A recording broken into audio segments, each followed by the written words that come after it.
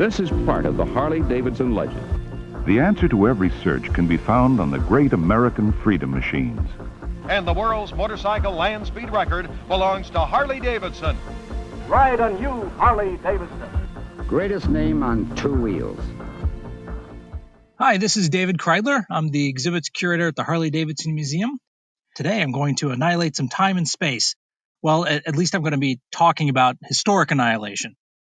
If you're a motorcyclist and are really into long-distance riding, you could take on a number of challenges that are sanctioned by various motorcycle groups. They're usually time travels, go so far in such a such time period.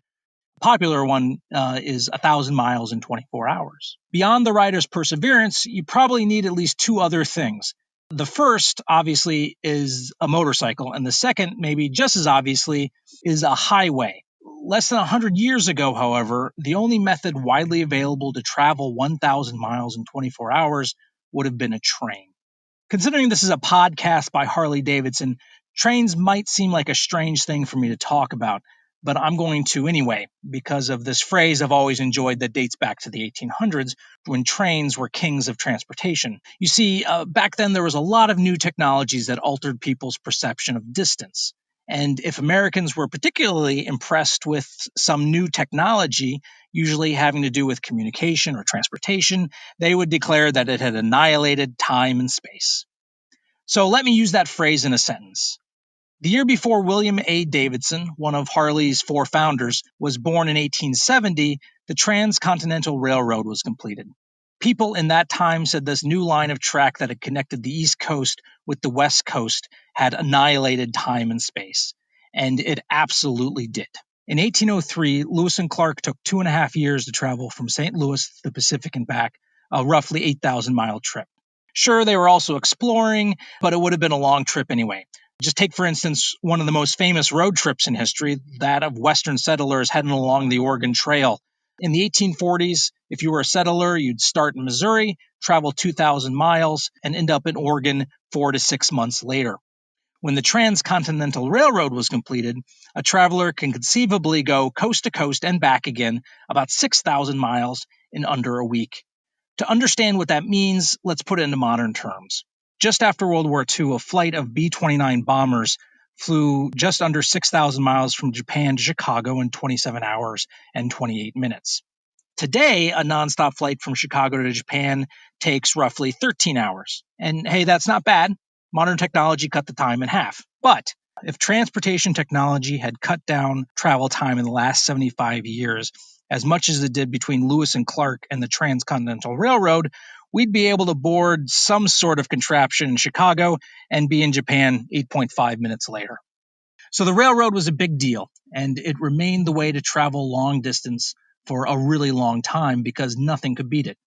But by the end of the 1800s, a new era was dawning, the era of personal transportation thanks to the bicycle.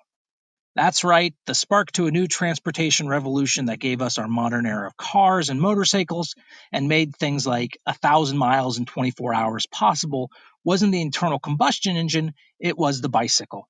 The invention of the bicycle was the first time in human history that someone could walk out of their house and didn't have to start walking, mount a horse, get on a boat, or wait for someone else to show up in a horse-drawn vehicle or a train to go from one town to the next. And after they were done, they could pick the bicycle up and carry it in the house. Bicycles were the catalyst, and what followed was personal motorized transportation.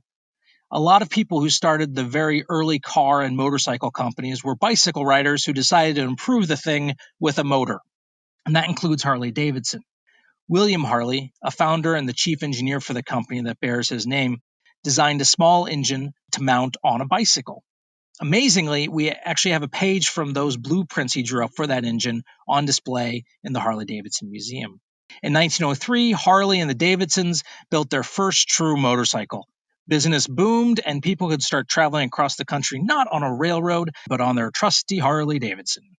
Okay, I'm jumping a lot of years there because most people still couldn't travel long distances on a motorcycle in 1903. They really couldn't in 1913. And they really would have had trouble doing it in 1923. And that's because the other key piece to long-distance travel was still missing, the modern highway system. American roads hadn't been updated for motorized transportation when the Harley was founded. In fact, a 1908 federal government report on roads found that of the approximately 3.4 million miles of rural roads in the U.S., only 10% had any surfacing, and that was being really liberal with the word surface.